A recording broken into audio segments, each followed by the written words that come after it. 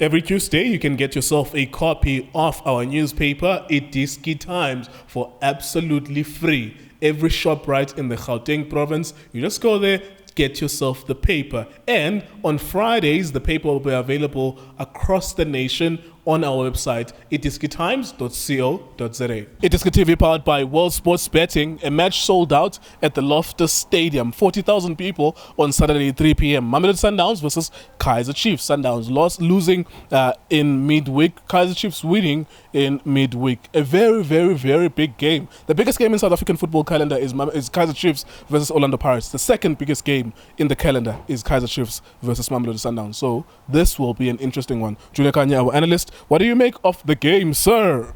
Yes, sir.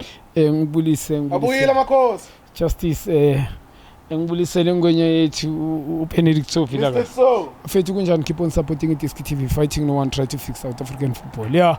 Abuyela ma. Uthandiswa mazwayo nengoma ethi abuyela makhosi. And then uyayazi lo ngoma na. Abe kakhuluma nge-ANC ne labachita balapha esitulweni. Yeah, Nkuleko, just to get in the game, not the easy game. Absolutely.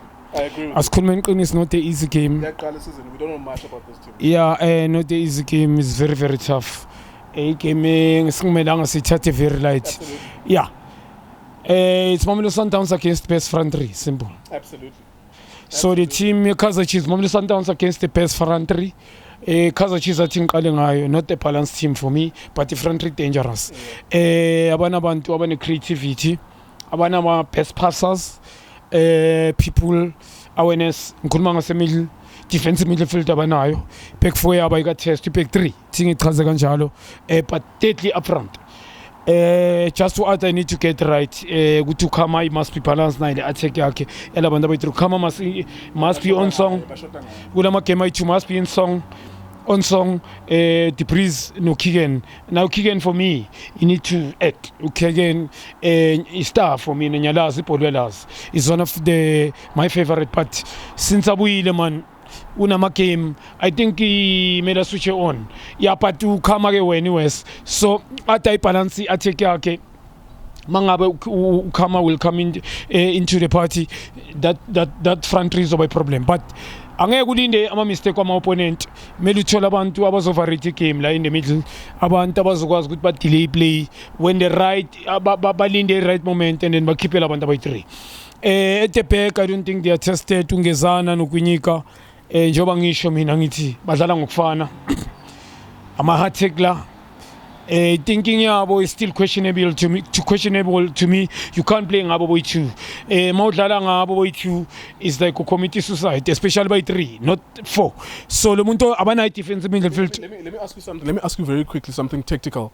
If this is a back 3 with Kaizer Chiefs, how is the back 3? Because on the flying left wing back Frosler, on the flying right wing back Dylan Solomons. So if it's a back 3 with Chiefs, Mukwinika nongezana nabani? Angithi lo mfana lo unokubanceda phakathi kwabo uSithebe akanayo defensive midfield. uSithebe uMart must come back. Bayenza lento le if there's a break. Angithi bambe wing back ngeke travel nebhola. So wing back mayili ithi cross the pad ilwelela ku first pool or bali intercept ubani mele draftela. Kuya usolo ulo ukwinyika ungezana draftele ngapha. Laba bayi choose between uSithebe, Mutlong no Mart must come become a sweeper. Benza kanjalo. That's why ngithi 3. Sundowns iyabonakala lo. You can see it with your eyes. Ukuthi uJali will always drop back when it's him. Umukwena is trying to learn that position to drop back whenever the two center backs go wider. I haven't seen a defensive midfielder Chiefs yenza lo ndingena ngaphakathi because it looks like number 8 is and one Umar number 8 Suthebe number 8 naturally you're holding midfielder, not necessarily a defensive midfielder. Are you happy with them? Do they look stable? Do they have enough numbers going at the back Chiefs? When I saw Khuluma nge-Sundowns manje edezana zinzima kakhulu Nkuleko noma sidliwe during the week azinzima kakhulu. Wrong choice. I think I'm a coach and the wrong choice during the week. Yeah. But the quality is still there. Pheka le player balisainile lase Ethiopia anzima kakhulu ingwenya ngiyibonile izoba iproblem la South Africa leyo ngwenya when you bring international player foreign player must be like that inzima kakhulu ifike yaclicka like a glove kusign player according to philosophy ifike yena nombule there's no different him and Mbule Mshishi mababheka is similar player no nabo Serino so Sundowns master their system I think South Africa 3-4-3 they are the one who are mastering it it's like Brazil akuna different Sundowns you know badlala nga 3 at the back uyazi ukuthi emuva mangabe ulibusa ngenza example mhlambe uDeruk Andile Charlie is a defensive midfielder ucover distance not much of him running forward jump mhlambe kusho ukuthi I think naye is very smart uchecka i-team yakhe ukuthi ime kanjani a-check ne defense yakhe always when he plays akadlali ibhola likuye kuphela umbheke uCharles inhloko always ihlala emuva open body always looking forward backwards very smart kakhulu and akaqala mina ku Pirates ushayile noma badlala nga4 uyakwazi ukudlala adlala i1 badlala phambi kwe back 4 so ku Sundowns umbheke iplay iqala uye eboxini if the defense by wide uyolanda ibhola eboxini and then maba travel na le bhola it doesn't run forward 12 pass relax he check side to side and then uthola ukuthi ngapha ka left kuba ulibusa uDeruk ngapha mangabe mhlambe uyi onyango ngapha ka right mhlambe kube uDeruk ngapha and then kube Andile Charlie ama wingback ambile ngaba umndawo Romrena no like probably or umdiba so uyayimastera and then this labantu abadlala la Sundowns ngoba yona they hardly kick the ball forward they angeke abe expose Andile because abalahli ibhola badlala nge-second ball ba-circulate ibhola kuma area dangerous angeke uluse ibhola nge-first touch sidlala nga-3 at the back so mawuluse ibhola nge-first touch or nge-passing ubani kumela makhe there's Andile sitting with 2 defenders so basmart ba-confident ebholweni i-team ekwazi ukubamba ibhola better than other teams in DStv Premiership, some even better than some other team go African football. So I thought 3-4-3 for Nabantu number 1 about technically good. Technical as well, about superior in terms of technique, ball, passing, movement of the ball. Sometimes they master movement of the ball, passing the ball. They hardly lose the ball. Yes, they lose on Jenga team, but they lose the ball away by something about Sepoxini. I would have lose in the middle, but it's rare. To already back, Abeko careless. I'm a player like technically a good movement of the ball, fitness level is something else. They hardly run like headless chicken. So and baba peti bola nkuleko they open up very smart mabanga phethanga ibhola le close so ama team amaningi yabona dlala nge second ball speed udlala 3-4-3 speed ngapha in the middle as a whole maningekho mnandi technically movement of the ball ingekho enough bazon catch up ngoba ama wing back wenu azohamba uthola ukuthi nale umuntu odlala uyakhala uyalibona lezo uyalakhalela kusilakhe bani expose ngizokutshela iqiniso ne. The game tomorrow is not going to be easy. I know Sundowns at the back, obviously speed sabo mabadlala ngabonyango bano bane problem. But Sundowns kuleko is on marquee sabo. Badlala ngama departments ababantu and they can break you. Bakwazi ukora. Le 3-4-3 njengoba ngitshela ngithi badlala nga 3 at the back. Smart ekwazi ukubamba ibhola bali circulate. Wait for the right moment utshala link. If utshala ka link there's Domingos there. That can turn confident enough. Uyakwazi kulanda.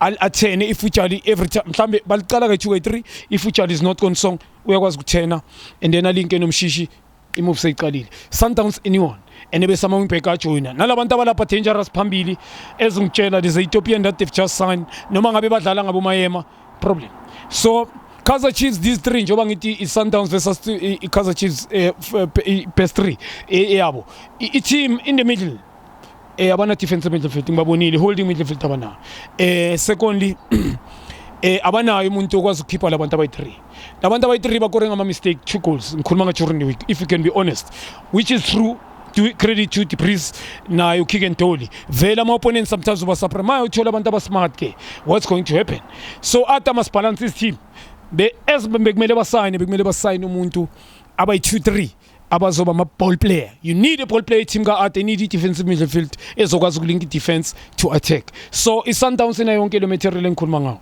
Abuyela Makhosi, score prediction sir. 3-1 Sundowns mamela. 3-1 2-0. Ngathi uya. 3-1 or 2-0 Sundowns inkululeko lezi sizobona leza. Leza. Sharp ama-chance, make no mistake. It's not going to be easy, but kune quality, kune performance. I think I will always agree with you on which team is stronger. We saw it. Sundowns unfortunately couldn't score goals against the TS Galaxy, but I do think that there is a problem up front because they've been using Ushalulile, Nokutumela, and I think that there's a problem even Noguti which space Omunye as occupier. You find that Ushalulile has to play on the right wing forward, Abe Central Ukutumela, and I think that makes them both of them uncomfortable. I think that if those 3 goals are going to come, they're not going to come from those 2 players. If Batalang by 2 and Batalang is style C1 of the first opening 2 matches. Coach Rulana bamekancane sabelief man. Mabafuna win le game. If they want to win this game, can they stop a bit bana coach Manqoba Mnqidi? Nabo coach Steve Kompela. Can they bring back Ulake? Can they bring back Umren? But noma ngabe umdibi uyadlala kuna problem, he's been doing well. Umdiba so far, but umdawo mele bam eliminate. Mfaka Umren. In the middle mbuyisa uJali. Simple. Njoba ngitshela ngithi bese in up front kutumela standing. Akahlala standing nabukela abanye abantwana. Is given a platform, not much. Mina nkuleko ngathi mangiquestion abantu ba but mina ke abantu I'm sorry. I respect them. Football is a game of opinion. So angibaphikisi. So kutumela understand. Mayema os en Serino Shalulile uye ngamshishi and Serino no Shalulile but not ukutumela in the middle. Yes, Dominguez can come back as well.